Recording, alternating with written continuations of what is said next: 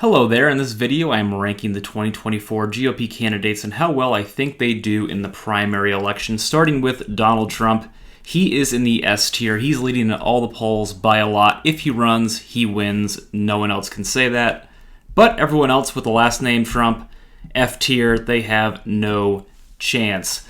Let's move on to Ron DeSantis. I think he is in the A tier. If Donald Trump doesn't win, DeSantis immediately becomes the front runner, and he has a massive war chest. Next up, we have Mike Pence. I have him in the C tier.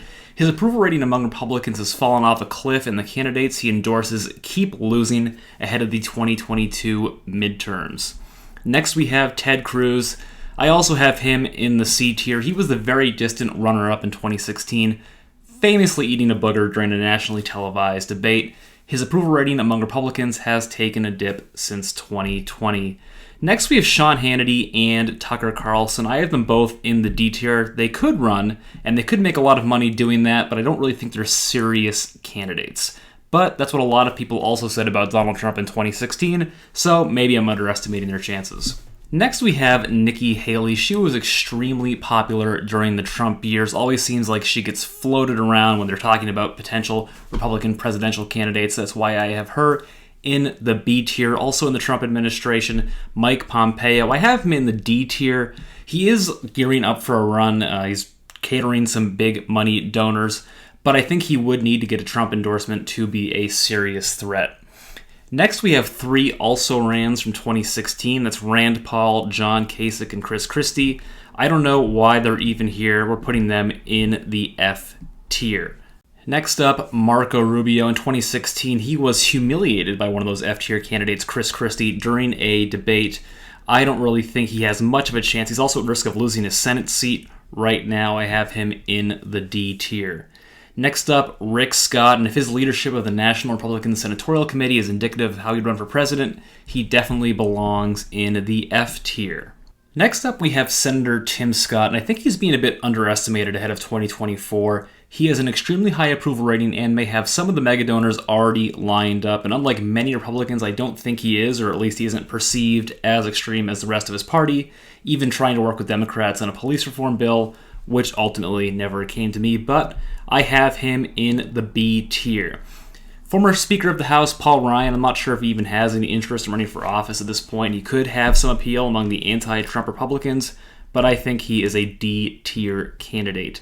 Next up, we have Josh Hawley. He's saying that he's not running for president, but it seems like politicians are always changing their mind when asked if they're going to run for president.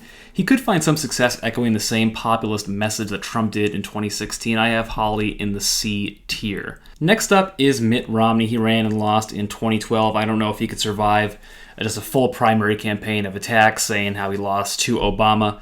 I have him in the D tier. Tom Cotton, his approval rating took a bit of a hit in 2021, but he has been lining up donors for a potential 2024 run. I have him as a C tier candidate. Ben Sasse, I have him in the D tier, considering he said it's time to stop humoring Donald Trump and those in the GOP who support him.